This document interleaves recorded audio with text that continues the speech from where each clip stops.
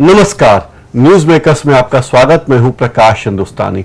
आज इस कार्यक्रम में हमारे खास मेहमान हैं वक्फ करबला मैदान इंतजामिया कमेटी के अध्यक्ष और जिला हज कमेटी के भी अध्यक्ष श्री मोहम्मद फारूक राइन साहब। आपका स्वागत है राइन साहब। जी सर, धन्यवाद। कल से इंदौर में एक बहुत अच्छा मेला शुरू होने वाला है। करबला मैदान में लगने वाला है मेला 3 दिन तक चलता है और उस मेले में लाखों लोग हिस्सा लेते हैं। पूरे प्रदेश में इस मेले की धाक है। उत्तर प्रदेश, राजस्थान, महाराष्ट्र, आंध्र प्रदेश, कई राज्यों से लोग यहाँ मेले में दुकानें ले लेकर आते हैं। क्या खूबियां हैं कल से शुरू होने वाले मेले की? कल से शुरू होने वाले मेले की खूबी है क्योंकि मुस्लिम समाज का मध्य प्रदेश का मेला इंदौर में जो है हजरत इमाम हुसैन की शहादत की याद में ये मेला होता है, जिसमें करीब यूपी, महाराष्ट्र, राजस्थान और अन्य राज्यों से भी यहाँ पर दुकानदार आते हैं। और साथ ही वो यहाँ पर झूला और मेले का स्वरूप जो भारत के अंदर एक परंपरा है मेलों की, उसमें ये भी मेला आता है। आज जो है माल का कल्चर है, बहुत सारे बड़े बड़े बिल्डिंग खुल गए हैं, लेकिन हमारी सभ्यता जो भारत की सभ्यता है वो मेले के अंदर रहती है। मेलों के अंदर हमारा जो मेला है, इसमें जो कल से मेला शुरू होगा उसमें इंदौर शहर आसपास के बहुत सारे लोग शामिल होंगे और ये मेले में 60 से 70% हिंदू समाज के लोग आते हैं वहाँ पर। ये मेला आपने बताया कि इमाम साहब की शहादत की याद में मनता है, फिर इस पे आपने क्यों जोर दिया बेटी बचाओ? बेटी बचाओ की क्या जरूरत पड़ी? इसलिए हमने इसमें बेटी बचाओ का जोड़ा है कि महिलाएं उसमें जो दूसरा दिन रहता है महिलाओं के लिए, जो हम मुहर्रम की 11 तारीख हैगी, उसमें महिलाएं बहुत आती हैं जी।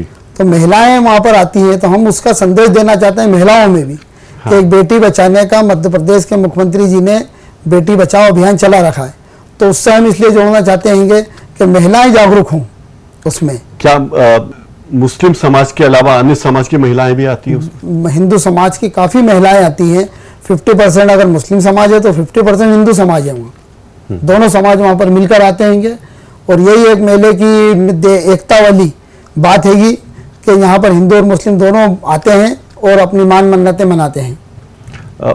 इस मेले में मैंने सुना कि बहुत रियायती दरों पर, नाम मात्र के दरों पर आप दुकानदारों को जगह उपलब्ध करवाते हैं, ऐसा है क्या? हाँ। कितने पैसे लेते हैं दुकानदारों से? हम बहुत ना, पूरे भारत में इस मेले से समझ लो आपके 800 रुपये खान पीन के जो स्टॉल लगते हैं हमारे जी, वो 800 रुपये ले जाते हैं 3 दिन के। उनको पूरा टीन सेट बना कर दिया जाता है।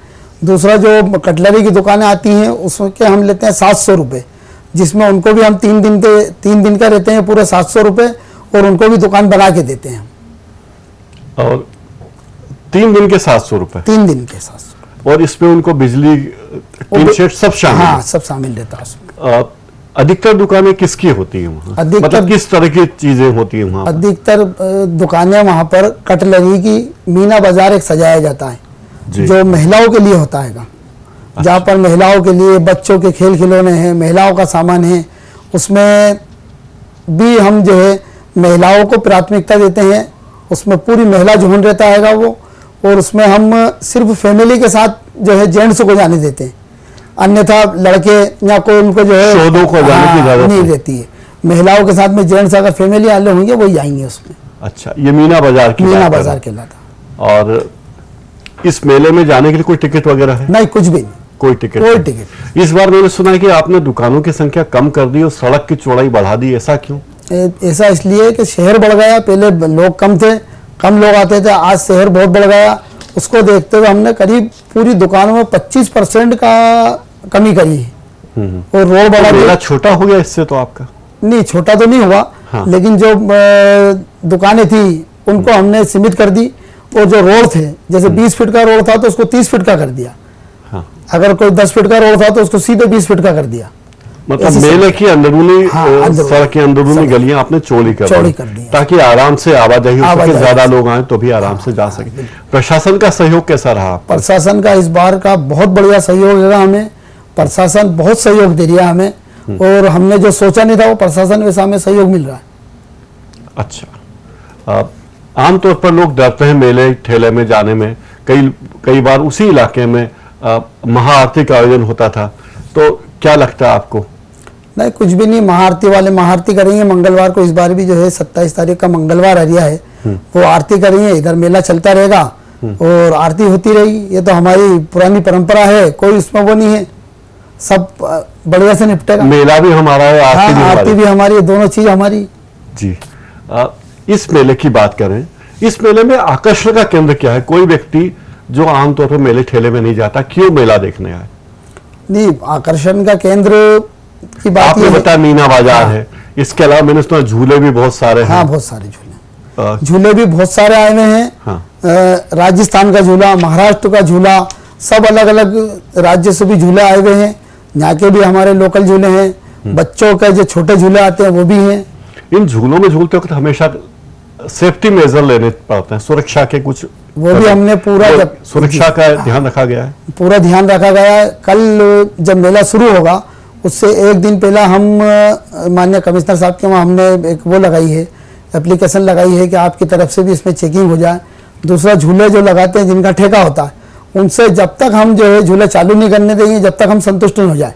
एक बार उनका टेस्ट होगा, हमारे सामने टेस्ट करवाएंगे, उसके बाद में ही उनको अनुमति दी जाएगी। यानी झूलों में जाने में कोई जोखिम की बात नहीं, कुछ भी नहीं, निश्चित होकर हाँ, जा निश्चित सकते हैं होकर झूले जा में। सकते हैं। किस उम्र के लोग वहां पे ज्यादातर आते हैं? वहाँ पर तो सभी उम्र के लोग आते हैं, लेकिन आजकल लड़के लोग जो हैं, नौजवान लोग, वो बहुत आते हैंगे और बच्चे भी काफी आते हैंगे क्योंकि उनके लिए खेल खिलौनों का सामान मिल जाता है वहाँ पर। हाँ हाँ। पुरुष, वयस्क पुरुष कम आते हैं, महिलाएं ज्यादा आती हैं, महिलाएं बच्चे। ज्यादा आती। दूसरा दिन वहाँ महिलाओं के लिए रहता है, उस दिन पुरुष नहीं आ सकते। नहीं आते हैं, लेकिन ऐसा अधिकतर प्रतिबंध नहीं रहता, लेकिन अधिकतर करीब 75% महिलाएं आती, 25% पुरुष रहेंगे, लेकिन वो महिलाओं के लिए बढ़िया वहाँ पर वो रहता है। जो लोग इस मेले में गए पहले, उनके अनुभव तो बड़े दिलचस्प हैं। वहाँ टिकलू, मिस्सी, दर्पण, चूड़ी, फोटोग्राफर की दुकान, चाट, पकौड़ी, कपड़े, सभी चीजें मिलती हैं। सभी रहती हैं। और फोटोग्राफर भी होते हैं जो हवाई जहाज में बैठ के हाँ, फोटो खींचते हैं, मोटरसाइकिल में बैठ के फोटो खींचते पुरानी हैं। परंपरा ऐश्वर्या राय हाँ। के कटआउट के साथ कमर में हाथ डाल के फोटो हाँ, खिंचवा सब। सकते हैं। तमाम लोगों की दबी कुचली आकांक्षाएं पूरी हो जाती है मेले में। इस मेले के अलावा आप बहुत सारी गतिविधियों में और भी सक्रिय हैं राइन साहब, जैसे कि आप हज कमेटी में भी हैं और हज के विमानों की आवक शुरू हो गई है, यात्री हाजी लोगों का आना शुरू हो गया, जो यहाँ से जायरीन गए थे हाजी बनकर लौटे हैं। कैसा स्वागत हो रहा है उनका? आज 3:50 पर पहली फ्लाइट इंदौर आ चुकी है और 230 यात्री उससे इंदौर के आ चुके, इंदौर के पूरे यानी इंदौर संभाग के थे उसमें सभी यात्री। और उनका अनुभव, और वहाँ जब हमने पूछा उनसे, क्योंकि पूरी इंदौर जिला कमेटी और विशेषकर हमारे मध्य प्रदेश के चेयरमैन डॉक्टर सनोवर पटेल साहब पूरी सक्रियता से वहाँ पर उनके स्वागत के लिए आज खड़े हुए थे। सब हाजियों ने हमें बहुत दुआएं दी, बोले आपने यहाँ पर जाते वक्त जो हमारे लिए इंतजाम किए थे, आते वक्त जो इंतजाम है बहुत बढ़िया रहे। उन्होंने बहुत दुआएं दी हमें, और ऐसा हमें उम्मीद है कि 9 फ्लाइट से जो भी हाजी आएंगे सब हम उनका ऐसे इस्तकबाल करेंगे, स्वागत करेंगे। ये संयोग है क्या कि हज और मुहर्रम एक साथ आया है? हाँ, ये एक संयोग हैगा कि मुहर्रम भी इधर वहां से हाजी बन के आ रहा है और यहाँ पर आ रहा है अपने वहां पर, तो उनको मुहर्रम मिल रहा है। नहीं तो ऐसा कभी नहीं आया है कि मुहर्रम या तो पहले हो जाते हैं या बाद में होते हैं, ये पहली बार हुआ ऐसा। एक बार बड़ा बुरा अनुभव हाजियों के साथ हुआ कि जब वे लौटे तो उनका सामान नहीं आया और महीनों तक परेशान होते रहे। इस बार तो ऐसी कोई शिकायत कुछ भी नहीं, आज जितना हाजी आया उनका एक बैग भी नहीं रहा, ना आबे जमजम लिया। हाँ। कुछ सबका सामान सुरक्षित है, सुरक्षित, आबे जमजम में सुरक्षित है, उनका सामान सुरक्षित है और खुद भी सुरक्षित। कोई खास बात आप बताना चाहेंगे इस हज यात्रा के बारे में? हज यात्रा के बारे में तो विशेष कर यही है कि जो हमारे हाजी जाते हैं हम उनके लिए, क्योंकि हम खिदमतगार कहलाते हैं, सेवक कहलाते हैं उनके, वो संतुष्ट हो जाए हमसे। और हमें जब वो आते हैं, जब वो हमें दुआएं देते हैं तो हम बहुत धन्य मानते हैं कि वो अल्लाह के घर का दीदार करके आए हैं। और हमारे लिए जब दुआएं देते हैं तो हम अपना बहुत उसमें सफल होते हैं कि मालिक ने हमारी भी सुनी, हमने उनकी दुआएं ले ली।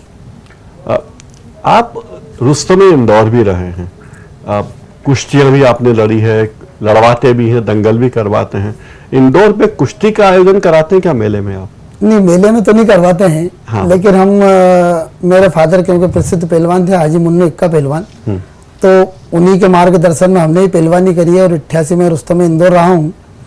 तो हम महापौर कुश्ती विकास परिषद के अध्यक्ष भी हूँ, तो हम महापौर जी से निवेदन करते हैं बार बार कि आप जो है, और अब उन्होंने हमें आश्वासन दिया है कि बहुत जल्दी हम महापौर केसरी कुश्ती करवाएंगे इंदौर में। इंदौर महापौर के अंदर। केसरी कुश्ती के आयोजन आप निजी तौर पे भी करवाते रहते हैं? निजी तौर पे क्या है वो जी, आयोजन? निजी तौर पे भी करवाते रहते हैं कि इंदौर में कुश्ती का बढ़ावा मिले।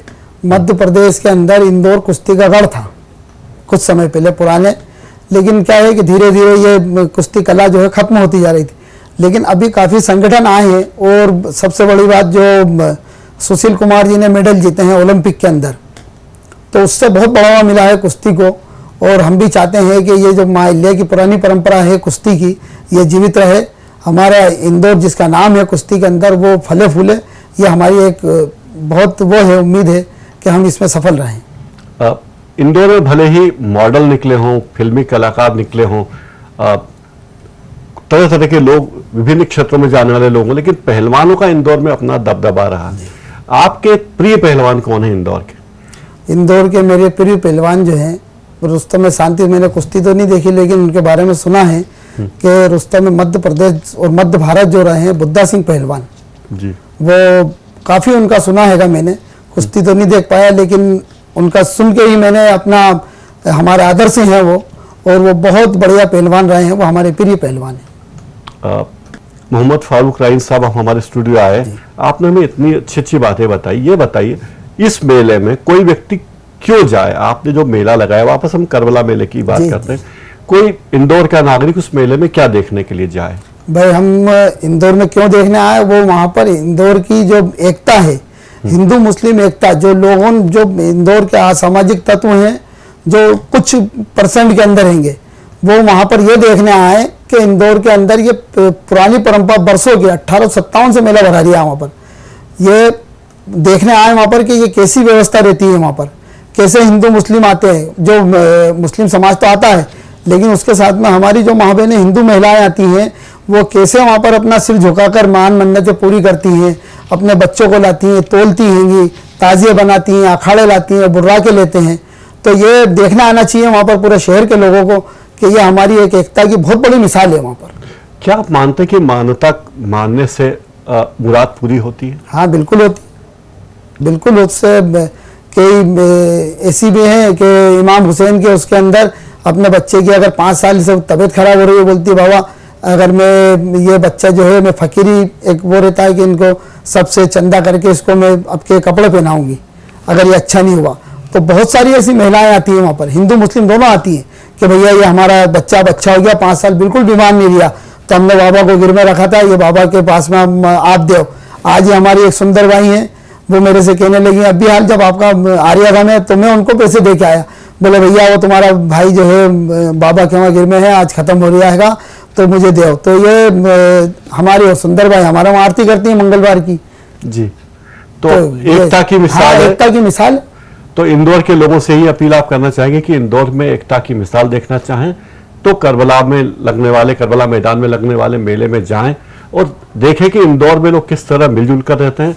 कुछ लोग जो भड़काने वाले, बहकाने वाले, उनकी बातों पर ध्यान न दें, और जहां तक डर की बात उसे दिमाग से निकाल दीजिए, क्योंकि इंदौर में बहुत अच्छे प्रशासक, बहुत अच्छे कानून व्यवस्था की स्थिति है। इसलिए बेखौफ होकर जाएं और मेले का आनंद लें, झूलों का आनंद लें, अपने फोटो खिंचवाएं, खाएं पिएं और मिलजुल कर रहें। यही शुभकामनाएं। आपका बहुत बहुत धन्यवाद, आप हमारे स्टूडियो में आए और आपने हमें इतनी अच्छी बातें बताई। आपका बहुत बहुत शुक्रिया। धन्यवाद आपका। न्यूज़ मेकर्स में फिलहाल इतना ही। नमस्कार।